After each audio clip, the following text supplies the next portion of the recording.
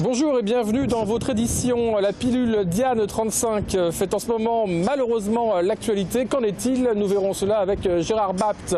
Les Sanofi sont-ils toujours dans le bras de fer entre la direction et les syndicats? La direction qui interdit la diffusion d'un film à l'Utopia.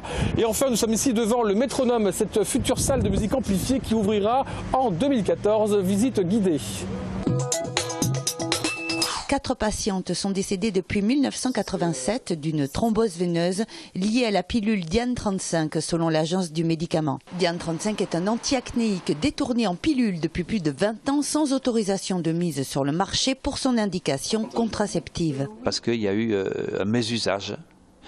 Parce que les médecins, peut-être même en méconnaissance de la non-indication autorisée, peut-être ont pu prescrire sous l'influence d'une information qui leur est parvenue par le laboratoire ou par des revues de presse d'information médicale. Difficile à ce jour de pouvoir comptabiliser les dégâts sanitaires liés aux pilules de 3e et 4e génération telles que Diane 35, mais pour Gérard Bapt, membre de la nouvelle agence du médicament, cette polémique au sujet des pilules n'est pas sans rappeler le scandale du Mediator. Il y a des failles dans le système de sécurité sanitaire, dans le système de pharmacovigilance, dans le système d'information et de formation des médecins.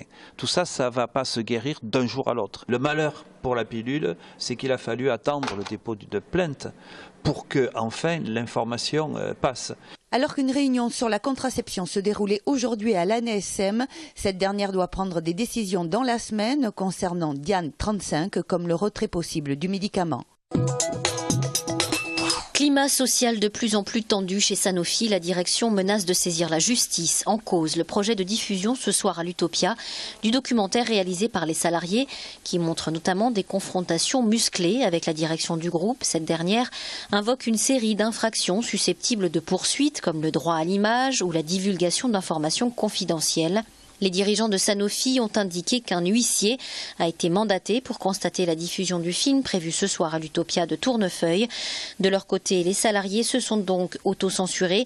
Ils ont réduit leur documentaire de 50 minutes à 5 minutes, version courte ou teaser donc ce soir, en attendant d'être couverts juridiquement. De nombreuses personnalités politiques ont été invitées ce soir à l'Utopia pour ce qui devait être une soirée d'échange en pleine période de crise.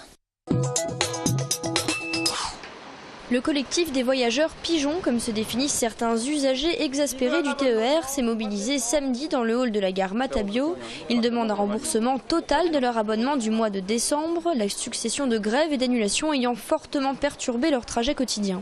Le train de Carmaux à 19h28 à destination de Carmaux, on le coupe en deux, on est entassé comme du bétail dans les wagons pour faire des économies. À chaque fois qu'il y a une suppression, souvent à la dernière seconde, ça c'est les plus terribles, je suis obligé de revenir à la maison, de prendre la voiture. Il y a le péage, l'aller-retour, les bouchons et tout ce qui va avec. Certains élus qui comprennent l'agacement des usagers sont venus soutenir le mouvement. La ligne Toulouse-Tarbes est celle où il y a le plus de voyageurs, plus de 2 millions par an, celle qui est la plus rentable et c'est celle où il y a le plus de retard malheureusement. Par exemple, depuis Caser ou depuis le Comminges, les services mis en place font que les gens mettent 3 heures au quotidien aller-retour pour aller à Toulouse et revenir. À 3 heures, chacun prend sa voiture. C'est un surcoût entre 75 et 95 euros par mois pour les gens pour venir travailler.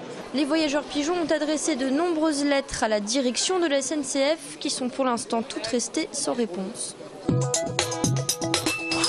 Ça roule au pas ce lundi sur le boulevard Pierre-Sémard devant la gare Matabio. Les travaux de modernisation de la gare SNCF ont commencé comme prévu par la réduction des voies devant la zone de destruction. 2 voies au lieu de 3, y compris celles réservées au transport en commun, resteront accessibles. Il ne s'agira en aucun cas de nuisances similaires aux travaux sur la ligne d'Albia, tente de rassurer les réseaux ferrés de France. Mais gros risque de bouchons aux heures de pointe, les travaux devraient se poursuivre jusqu'au 22 février. Autre perturbation sur les lignes du TER. Après un préavis de 48 heures, le comité de grève a voté ce lundi matin la reconduite du mouvement pour la 10e semaine consécutive. Un vote qui a rassemblé 31% des grévistes. Sur 58 votants, 46 ont voté pour la reconduite, 11 pour la reprise du travail et 1 s'est abstenu. Les revendications restent les mêmes. Le comité réclame toujours une meilleure considération du personnel. Le 27 janvier est devenu une date historique. Il y a 68 ans, le camp d'Auschwitz était libéré par l'armée rouge. Une minute de silence a été observée au Conseil général de la Haute-Garonne, en présence de 4 anciens résistants et déportés, Lucien Vieillard, Marcel Granier, Robert et Nicole Carrière. Rugby, le Stade Toulousain, convalescent après son élimination en Coupe d'Europe, a rebondi à l'occasion de la 16e journée du top 14. Face au Biarritz Olympique, les Rouges et Noirs ont parfois été malmenés. Heureusement, ils ont par contre débuté ce match de la meilleure des manières, inscrivant un essai par Picamol. Les Toulousains ont ensuite résisté en défense, ne l'emportant que 19-14. C'est vrai que ça a été un match compliqué jusqu'au bout et voilà, je pense qu'on a été solidaires jusqu'à la fin et je pense que la victoire est méritée. On est tombé sur une équipe de Biarritz qui a rien lâché ce soir, donc voilà, on a bien joué, mais c'est vrai qu'on a quelques lacunes encore, mais le jeu toulousain revient et c'est de bon augure. Ce résultat permet aux hommes de Guinoves de récupérer la 2e place du top 14 derrière Toulon. Place désormais au tournoi Destination et donc à quelques doublons que le Stade Toulousain devra gérer sans ses internationaux. Football, le TFC a beaucoup tenté et est rentré frustré de son déplacement à Reims. Dans cette rencontre très agréable car très animée, les Toulousains se sont créés de nombreuses occasions. Coup du sort en fin de première période, l'arbitre accorde un pénalty généreux aux Rémois. Ahamada parvient à être sur la trajectoire du ballon. Les Violets poussent et touchent du bois par Diallo avant d'ouvrir le score sur une belle combinaison Tabanou-Capou. Un quart d'heure plus tard, Reims revient grâce à Krikoviak. Plus rien ne sera marqué, Toulouse et Reims partagent les points. Au classement, les hommes d'Alain Casanova reculent d'un rang, les voici 10e de la Ligue 1. Avec un cours qui n'a jamais été aussi haut depuis la Seconde Guerre mondiale, l'or est l'objet de bien des convoitises.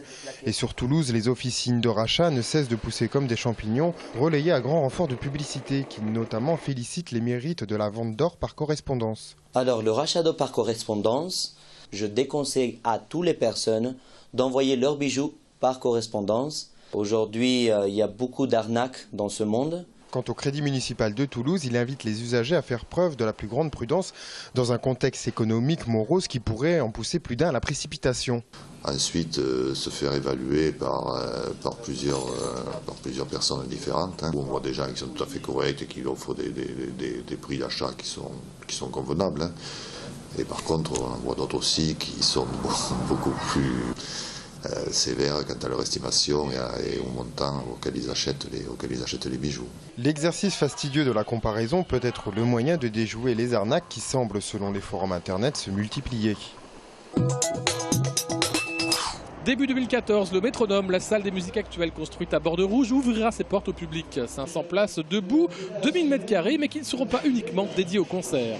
Et un endroit qui a vocation aussi à être à la disposition des projets économiques, donc d'être dans le cadre d'une pépinière où des groupes peuvent s'installer pendant un certain temps et puis évidemment se construire et se développer pour pouvoir après être plus autonome. Salle de répétition, studio d'enregistrement, bureau associatif, c'est toute la filière de la musique, de l'international au local qui sera convoqué ici dans ce nouveau lieu. Le quartier de Bordeaux-Rouge, avec cet équipement culturel, devient-il une ville dans la ville? On n'essaie pas de reproduire une petite ville dans chacun des quartiers, mais par contre, on considère que ces espaces publics, l'offre qui est à donner n'est pas que pour les habitants, mais c'est pour faire vivre, je dirais, tous les quartiers. Et ce qui permet, je crois, un peu de lutter un peu contre l'enfermement qui pouvait exister, de quartiers qui s'enfermaient sur eux-mêmes et après qui, avec quelques difficultés, à s'ouvrir aux autres.